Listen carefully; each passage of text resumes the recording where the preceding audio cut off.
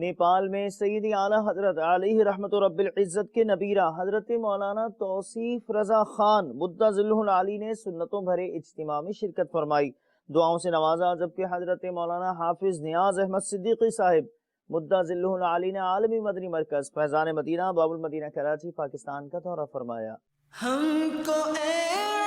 طور سنی عالموں سے پیار ہے، ہم کو اے طور سنی عالموں سے پیار ہے، انشاءاللہ دو جہاں میں اپنا بیڑا پار ہے، انشاءاللہ دو جہاں میں اپنا بیڑا پار ہے۔ ہم کو اے طور سنی عالموں سے پیار ہے، ہم کو اے طور سنی عالموں سے پیار ہے، انشاءاللہ دو جہاں میں اپنا بیڑا پار ہے۔ الحمدللہ اس وقت ہم عالمی مرکز دعوت اسلامی فیضان مدینہ باب المدینہ کراچی میں حاضری کی سعادت حاصل کر رہے ہیں۔ اللہ کریم جل شانہ کا کرم فضل پیارے آقا کریم علیہ السلام کی نگاہ کرم ہوئی کہ اللہ کے پیارے بندے اور اللہ کے محبوب کے پیارے غلام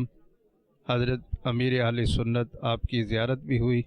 اور آپ کے ساتھ ملاقات کا شرف بھی نصیب ہوا۔ اس صدی کے اندر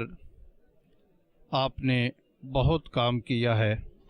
اللہ کریم جل شانہ نے آپ سے بہت کام لیا ہے اور آئندہ بھی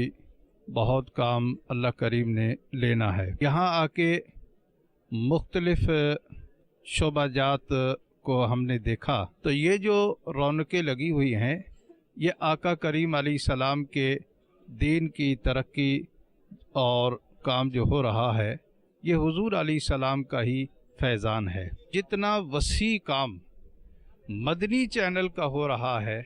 میں نے نہیں دیکھا کہ کسی اور چینل کے اوپر اتنا کام ہو رہا ہو۔ دل سے دعا نکلتی ہے کہ اللہ کریم جل شانہ مدنی چینل کو، دعوت اسلامی کو، امیر اہل سنت کو اور دعوت اسلامی کے ہر چاہنے والے کو اللہ کریم برکتی عطا فرمائے، عظمتی اور شانی عطا فرمائے۔ جو دعوت اسلامی کے پلیٹ فارم پہ کام کر رہے ہیں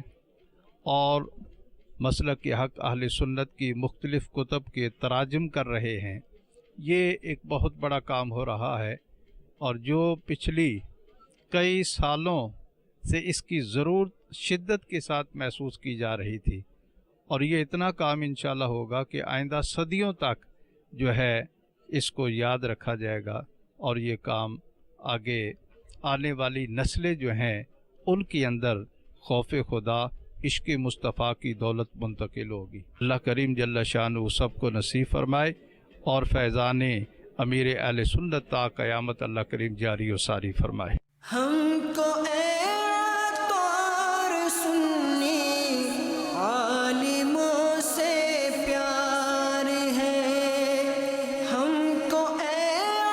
طور سنی عالموں سے پیار ہے، انشاءاللہ دو جہاں میں اپنا بیڑا پار ہے، انشاءاللہ